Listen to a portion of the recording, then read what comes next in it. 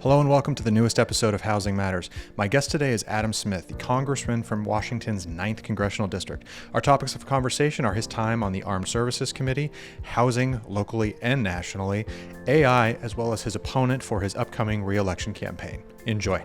Well, Congressman Adam Smith, thank you so much for joining Housing Matters. I really appreciate you taking the time out of your very busy schedule. Happy to. It's always good to have the opportunity. Yeah. I usually start the podcast by asking our guests where they were raised, educated, and kind of their road into politics, so to speak, and especially your road having started in the Washington State Legislature and then moving over to the federal side. Sure. Yeah. No, I was raised in SeaTac. I was born in Washington D.C., but I was adopted. So at like 8 or 9 days old, I was here, and so I was raised in the city of SeaTac, and that's what sort of got me involved, was just a strong connection to the community, interest in politics, and then my father was a ramp serviceman at United Airlines, and he was a member of his machinist union. He was the secretary-treasurer for Local 1351 of the machinist union, which meant he was involved in a little bit of politics, so he'd take me to meetings, and that sort of introduced me to it, and what really got me interested in getting involved. And I just, I like solving problems and working together with diverse groups of people to figure out, how can we come to a resolution that everyone can live with, and just sort of improving the life in the community. So I really got interested in that. And I'm also very passionate about opportunity. Having grown up in a blue-collar family, I believe that the promise of America, opportunity for all, is just so crucially important. And there are so many policies that impact whether or not we're going to have, greater equality and greater opportunity. So I'm passionate about those issues as well. And refresh my memory, how long have you held your seat in the 9th District for Congress? Sure. I am now in my 15th term, which means I'm in my 29th year, and I was in the state Senate for 6 years before that. So I got elected in 1990. I was actually when I was 25 years old. Yeah. Just finished up law school. Spent 6 years in the state Senate, 4 as chairman of the Judiciary Committee, or I guess they call it the Law and Justice Committee down in Olympia, and then got elected to Congress in 96. Okay. Yeah. So nearly 3 decades of service. That's wonderful. We'll get to housing stuff in a moment here, but you are the ranking member on the Armed Services Committee. You served on that committee for a number of years. You're also joining you on that committee is Congresswoman Marilyn Strickland, another Washingtonian. For our listeners, can you speak a little bit about what the Armed Services Committee does and some of the issues you guys have been working on lately? Yeah, no, and I've been on the committee actually my entire time in Congress. The whole time, okay. So 29 years, and gosh, now I've been the top Democrat on the committee for 14 years now, and I chaired it for 4 years when we were in the majority from 2019 to 2023. Look, our principal job is oversight of the Department of Defense. Department of Defense spends, I guess we're shooting for like $900 billion about this point. So we exercise oversight of that, particular emphasis on the men and women who serve in the military. Are we making sure that their needs are met, national security policy and all that? But the big thing about the committee is every year for 64 consecutive years, we have passed the National Defense Authorizing Act. Only bill that has been passed that many times in a row, and it has become sort of the major authorizing bill. We many times delve into policy areas even outside of defense. So if you are the chair or the ranking on the committee, big part of it is trying to get that bill passed. And also that 64 straight years, it is almost always bipartisan. So unlike just about any other committee in Congress, we have a long tradition of working in a bipartisan, bicameral way to get that bill done and make sure that we're exercising oversight of the Department of Defense. Recently, I know we were speaking offline a little earlier about the hearings that you all just had with Secretary Hegseth, but what are you kind of working on at the moment? Yeah, biggest issue is acquisition reform. Innovation, new technology has become so important in the military. It is changing more rapidly than it ever has. We're seeing it playing out on the battlefield in Ukraine. Sadly, now with the war in the Middle East as well. Drone technology, secure communications, missiles, missile defense, counter-drone, these are the things that are going to determine whether or not you can have the national security defense that you need. And so much of that changes so quickly. New drone technology, new communications technology, and the Pentagon moves too slowly. So actually, Mike Rogers and I just introduced Mike Rogers. Sorry, is the chairman of Yes, the committee, yeah. Republican from Alabama. He was ranking when I was chair, so we work well together. We introduced something called the SPEED Act, which is about acquisition reform to speed up that process. The other thing, as I mentioned, quality of life issues for service members is important. We had a quality of life task force in the last term. And we passed some of the biggest improvements in quality of life issues for our service members then that we've seen, including, greater pay, more support for families, more child care, more housing, the issues that really help our service members. So those are, I think, the two biggest issues: acquisition reform and taking care of the troops. Very good, very good.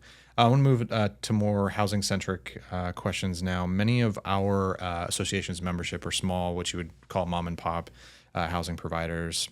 Usually rent, our average member, I think, owns 2 rental units. And they work really hard to stay compliant and offer affordable housing, what we would call naturally occurring affordable housing. Maybe they've owned the house for 20 years and so it's not the brand new shiny brand new construction that just opened, but it's affordable and it's got some character to it, so to speak. With the federal budget cutting funding for HUD and rental assistance and potentially enacting work mandates and time-limited assistance and all that. How do you see that affecting the stability for lower-income renters, but also when I think about our membership, the housing providers that provide that housing for them? Yeah, look, the cost of housing, I would say, is the number one issue in my district. Now, don't get me wrong, there's a ton of other problems, a ton of other challenges that we have, education, healthcare, crime, a bunch of different issues. But, again, from my background, having grown up in a blue-collar family, one of the cornerstones of that is, can you afford a place to live? Sure. And if you can afford that place to live, how big a chunk of your budget has to go into it? And housing has become unbelievably expensive around here, in large part because we just don't have enough of a supply, particularly enough of a supply of your sort of first-time starter homes, the kind that your members, I suspect, overwhelmingly own and rent and manage. So there's a number of different pieces to this.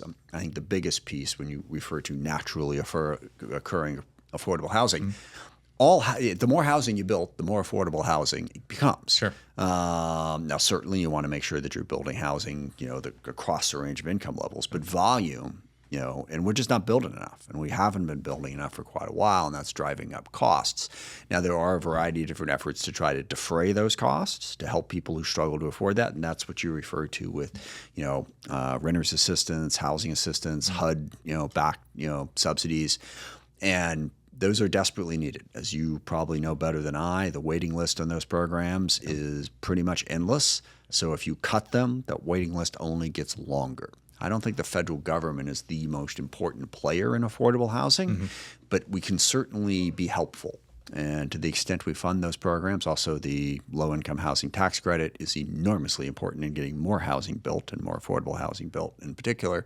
So I think the degree to which the Trump administration is looking at slashing a lot of those programs, it's only going to make it more challenging for people to be able to afford a place to live. Sure.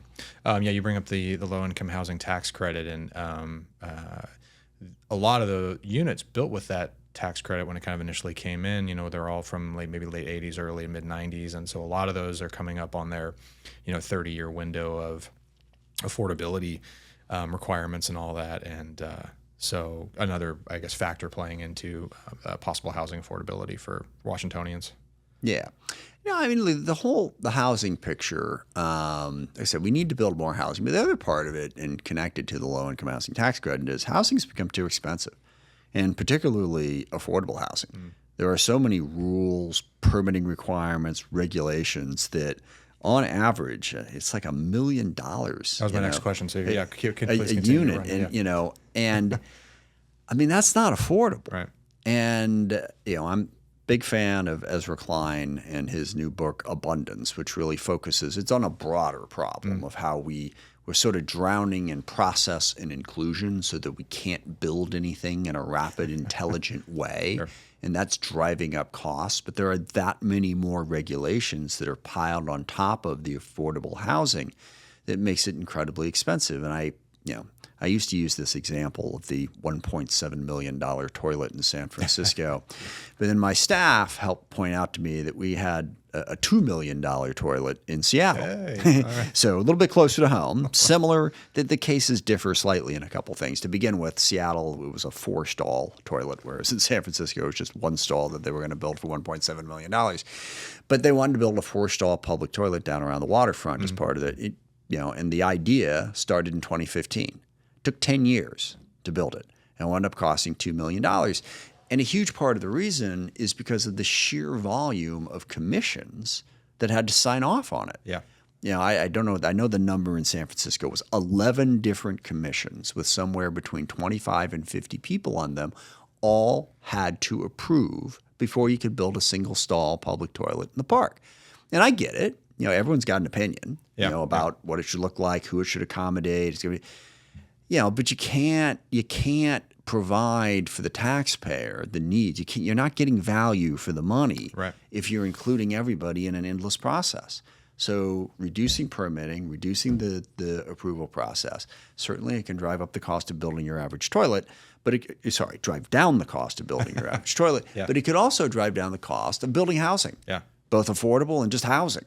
And I don't think we have prioritized enough around here making those changes to streamline that permitting process and that approval process so we can build housing more quickly. We're not going to be able to get enough money to build the housing we need if that housing continues to be this expensive. Yeah, it's funny when I talk to small developers, not necessarily the large-scale guys, but people that build maybe 8, 9, 10 single-family homes a year, or 15 DADUs or ADUs, and you ask them what their line item expenses look like at the end of a project, and the permitting and all the kind of bureaucratic red tape, so to speak, is generally in the top 10. Yeah. And so you as you said, you add that into the cost of all that. Before you break ground, right, you're in for $70,000, $80,000, $100,000. Right, exactly. Something I want to talk about, we talked offline a little bit earlier about AI, and I'm going to use their term, the big beautiful bill, but a small, almost kind of seemingly afterthought of the bill is the preemption on state AI regulations. And I did get a kick out of a fair number of the Republican lawmakers that didn't realize that was in the bill until after the fact, and the social media reactions for that were pretty entertaining. But are you concerned with I think it's a 10-year preemption in the bill for states not being able to kind of set aside their own regulations. Yes.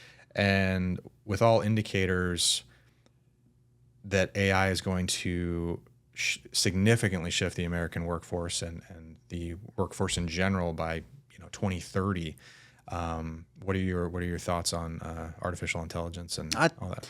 Look, my dominant thought on artificial intelligence is I have a very practical approach to this. I think it is a tool to help solve problems. Back to the defense world, a lot of what you have to do in the military now is analyze, okay, what does my adversary have? What do I have? How are they going to be able to defeat my systems? How can I defeat their systems? And this requires constant calculations. AI can help with that. Predictive maintenance is another thing that AI has been quite helpful with the Air Force to tell you when a part's going to break down so that A, you can fix it before it does, and B, you don't have to bring it in for regular maintenance. Sure. You can fix the part. So there's and AI has implications for solving social problems as well. Helping us process information better, get to better results. AI could look through the permitting process, for instance, and say, here's the 90% of that we don't need. Yeah. So I see all that, but also it can be out of control and misused. As frankly, we've seen social media get out of control and be misused. And a lot of the algorithms and other things that tech companies have used to collect data on people to drive messages that have made us more of a divisive society. And so with all of that in place, I think we need public policy on it. It's something that needs to be regulated. Now, in an ideal world, I suppose you would have the federal government do that regulation, and sometimes it makes sense to preempt local regulation so that you don't have a hodgepodge system. Sure. In fact, that's one of our permitting issues is, if you're on the energy side more than the housing side, but, if you're trying to set up a transmission grid, you go across jurisdiction. Every jurisdiction you go into has got a different set of rules. But the thing is, there are no federal regulations on AI. Right. All right. If they wanted to say, okay, We're going to hash it out. We're going to pass, these are the regulations we're going to have. But basically saying that the states can't do it is saying nobody's going to do it. And right now, I think we need to be in the phase where states and localities have some freedom. We'll see what works, what doesn't work, what people like, what they don't like. But simply blocking an ability to do any sort of regulations around AI, I think is a mistake and certainly shouldn't be snuck into a massive budget reconciliation bill. You mentioned algorithms. That actually brings up a housing-centric question for me on AI. The city of Seattle right now they're most likely going to pass it, but it would be a ban on algorithmic rent pricing used by large developers. Our membership wouldn't be anywhere in the same ballpark for that kind of stuff, but they are looking at doing this. There was a bill at the state level to try to do the same thing this year. So I think about the whole AI concept and how that factors into rental prices. Yeah, and I'm not as familiar with how that works. I can see they're trying to figure out what's the maximum they can get out of somebody. That can definitely be a problem. But the biggest solution to that is build more housing so that you have more choices, so that the supply is up, and that will help drive down the prices. Efforts that we make to regulate how much people can collect in either rent or sell a house for, in some cases can be a discouragement to people building more housing. And striking that balance is difficult, and we have not always struck it well. We've come in and said, well, the way we're going to make things more affordable for people is we're going to control how much rent they could pay. And then you wind up making it harder for new people to get into the market, and reducing the amount of supply that's available. So I'm not going to take a firm position on the algorithm thing because I haven't looked at it. I don't know how they use it. I can certainly envision them abusing it. But mostly I'm concerned about making sure that we build enough housing. Yeah, and you mentioned the hodgepodge of policies for the energy grid that you were talking about. When we talk about rental regulations, it's the state of Washington is almost the exact same. I always tell everybody I have a chart on my office wall that it's just there for an illustration because it kind of makes my eyes roll back in my head. It's a big chart of all the different rental regulations in all the different cities and jurisdictions all throughout the state, and not even from maybe a property management company, but let's say it's a mom and pop renter who owns a home in Seattle and they own one in Burien or something like that, and the different, they have to just be really, really careful about, they're jumping through all the correct hoops on that kind of stuff. And our association, with the help of some Washington legislators, tried to run a bill this year for, we called it statewide harmonization of just the statewide, here's what the rules are, everybody's doing this. So I don't know if you have any thoughts on that kind of concept. Yeah, no, I think, again, that's part of, getting to a more simplified process. And I think what people need to appreciate, and again, Ezra Klein does a decent job of outlining this problem in abundance, for the most part, the things that have gotten us to the place where housing is so expensive and regulations and permitting are so complicated are all kind of positive, in the sense that, we want to make sure of this. We want to make sure this community is included in the decision. Sure. We want to make sure that the environment is protected. We want to make sure that ADA is complied with. It just all adds up to a very confusing mishmash that then drives up the cost. And if we were in a situation where housing was affordable and it wasn't a problem, okay. But I can't think of anyone who disagrees with the basic premise that housing is too expensive and too hard to find in the Puget Sound region. Yeah. I can't think of anyone, regardless of where you're at in the political spectrum. Where the differences of opinion come in is what you ought to do about it.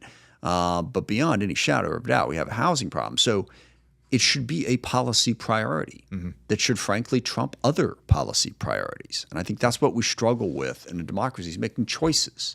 It's like we can identify, okay, these things are all good, but these conflict with those. So which one do we choose? Right. And right now we're making a series of choices that's pricing people out of the ability to find a place to live, or also bad, too high a percentage of your budget is going into housing, so that you're struggling to pay for food, you're struggling to pay for medicine, you're struggling to pay for education for your children. Yeah, so we should be taking steps to reduce housing costs. And what you described, if we can simplify that so that it's less confusing for people who want to rent housing or want to build housing, that helps bring the cost down and makes more available. Yeah, actually, keep staying on the state level stuff. You do have a couple national bills I want to chat about in a sec, but state level policies.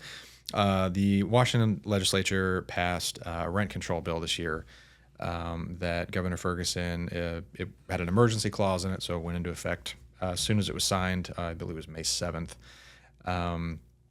And what we were just talking about with regulation and development and all that, not to lead the question, but do you have concerns regarding increasing housing production in the state, given that we're already underproducing? And the governor, in his initial, I think 2 or 3 days in office, he had an executive order that he wanted to try to build 200,000 units in his first 4 years. And something like rent control, at least in my opinion, seems like that's going to make that a little bit more difficult to do from a developer standpoint. Yeah, that's my instinct as well. And also, as I understand it, this is a 10% per year. It's 7% plus CPI inflation maxes out at 10%. Okay. Yeah. And the other part of it is, renters, your rent's going up 10%.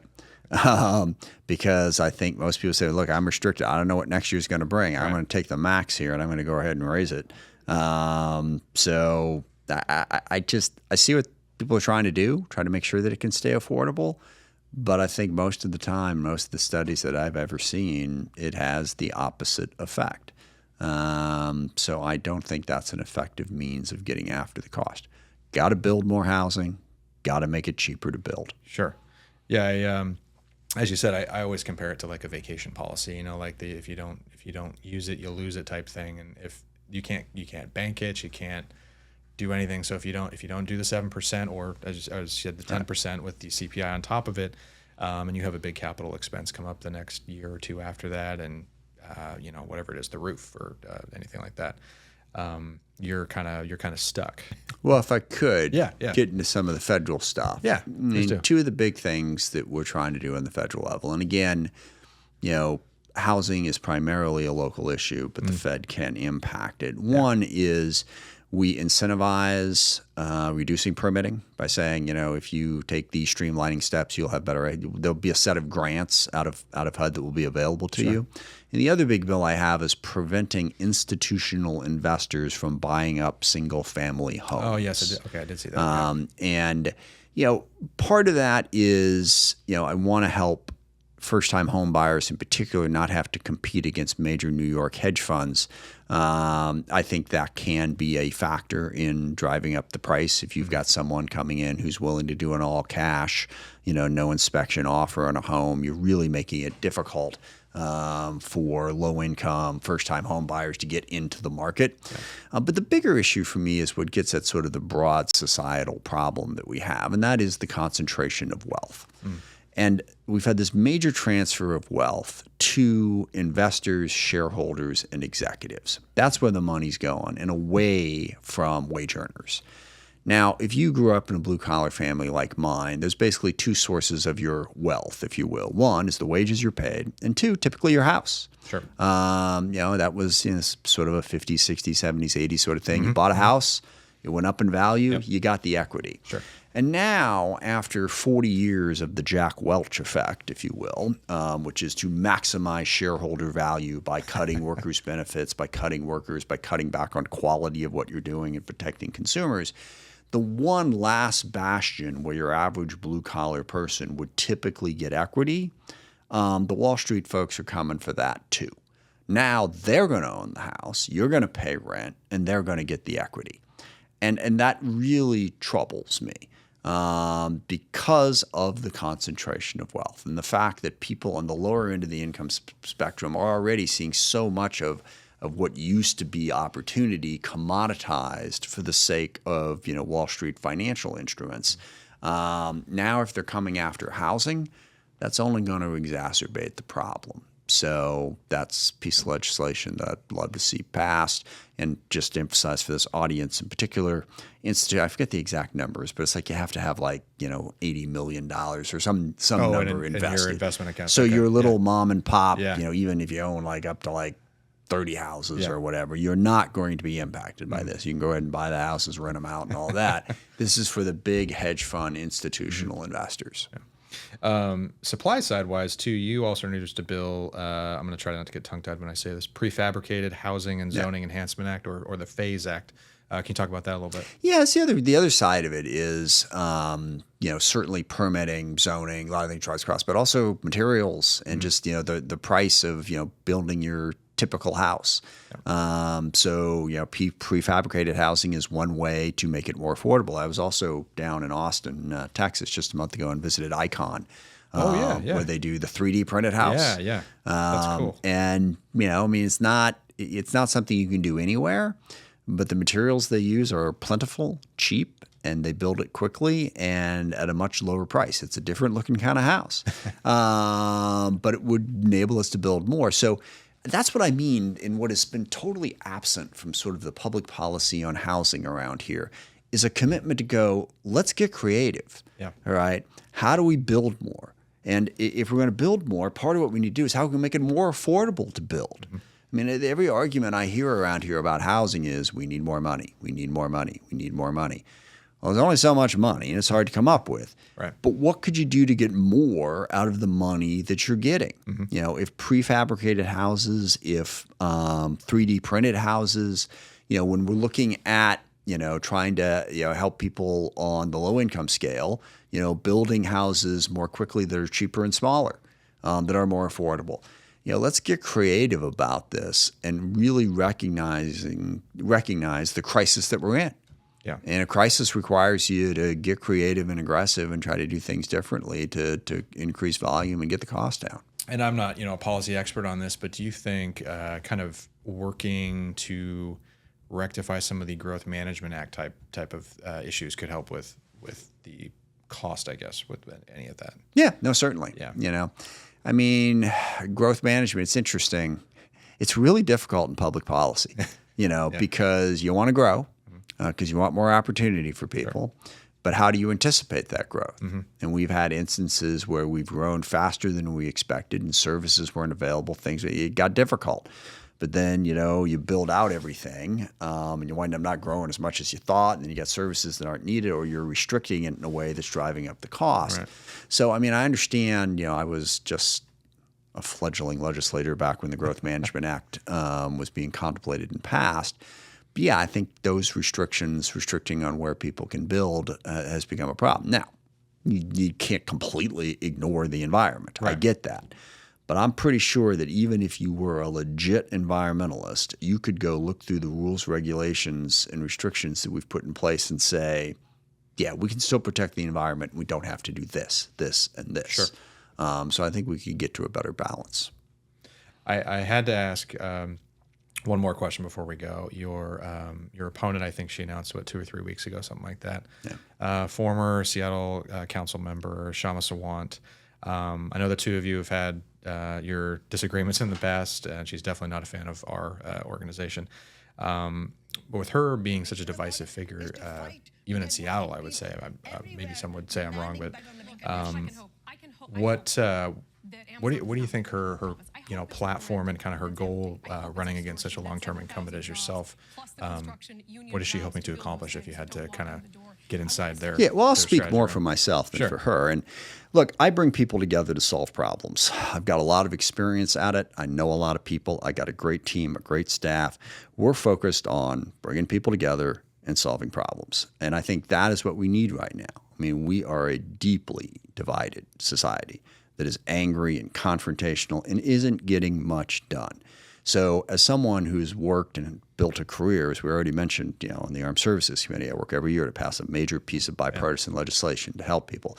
I've passed a whole lot of other legislation. I could tell stories about helping I support, public housing. I've gotten things done. I don't think we need any more members of Congress who just yell at people and tell them that they're wrong and tell them that they're, evil, awful, terrible, and ruining the world. I'm a passionate person. I'll stand up for working class values. I'll stand up, for unions and working class people. I was one of the first people in the country to endorse the first $15 minimum wage in the city of SeaTac. I will go toe to toe with anybody on fighting for the working class. But for me, it's about helping them, not about performance art.